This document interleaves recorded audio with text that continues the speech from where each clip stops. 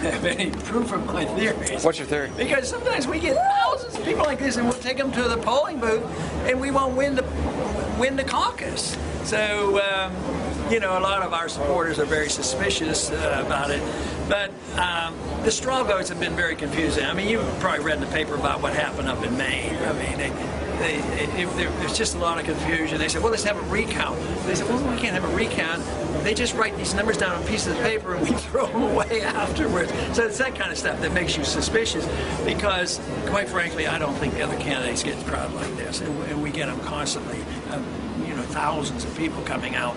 And, I mean, you would get the perception that we would be getting a lot more votes. But we're going to get the delegates, and the delegate hunt is on, and that is a lot more difficult to, you know, get careless with the numbers because each individual knows what their responsibility is, and they work through the caucus system, and so far we're getting good news on that. Dr. Paul, what was your reaction to the outcome in Kansas today?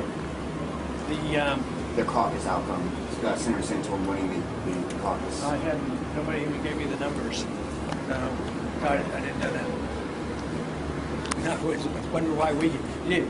That reminds me of a picture I just looked at, and I had 4,000 people and he had 150, so who knows? Well, when you say suspicion, can you elaborate a little bit on that? No, I can't because I don't know anything. It's just sort of an instinct and hearsay stories, verbal stories that you hear, and the kind of things that we heard about up in Maine.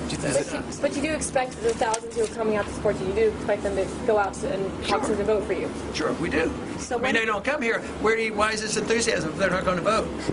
Because they throw out half of the votes, you know. And oh, yeah. We're following that too. We're the ones that call them on it.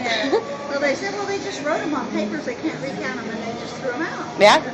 Well, with electronic voting, fine. We'll go forward.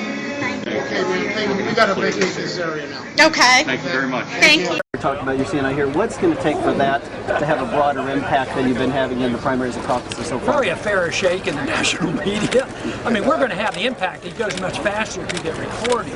You know, we can have 4,000, 5,000, 6,000 people show up, and there's no recognition.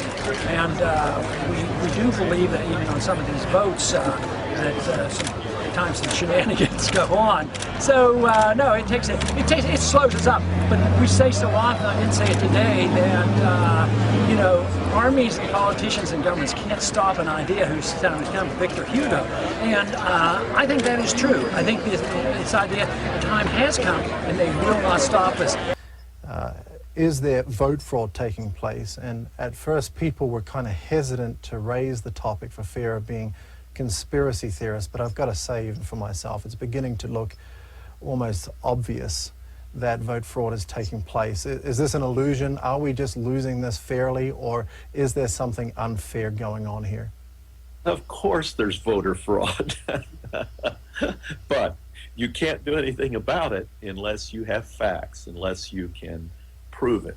And that's just human nature. People in positions of power, when there isn't full accountability, you know, you have two people count the church offering. It's not because everybody in church is a thief. It's just because it's good to have good systems in place.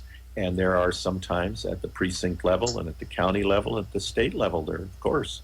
We just had an incident in Iowa where the actual numbers were known and they weren't published. And day after day, they were kept secret and finally published just on this cycle. We had the situation in Maine where entire counties were not counted for fear that they were going to be too many votes in there for Ron Paul. Right. So there are some that are documented. And I would say to our people, quit complaining about it, go to work, get us some evidence and some details, you know, bring your cell phone and tape record and photograph. Let's keep this process honest and do our best. But it's still an exciting process. Who would have dreamed that Dr. Paul would have done as well as he has, as effective as he is? He's going to go to this convention. He's going to go with a large delegation, and he's going to be a voice that is heard, not just in the United States, but worldwide. But more recently, and I'm thinking of Super Tuesday, it doesn't appear to be the case that you've actually drawn those people in. According to a tough study that was released this week, the Circle study, in 5 Super Tuesday states, you attracted no more of the youth vote than Rick Santorum. What is happening to your base? I know your advisors have been out and publicly saying that, you know, the outpour that you see in the rallies, the support that you see among the youth vote is not translating at the polls.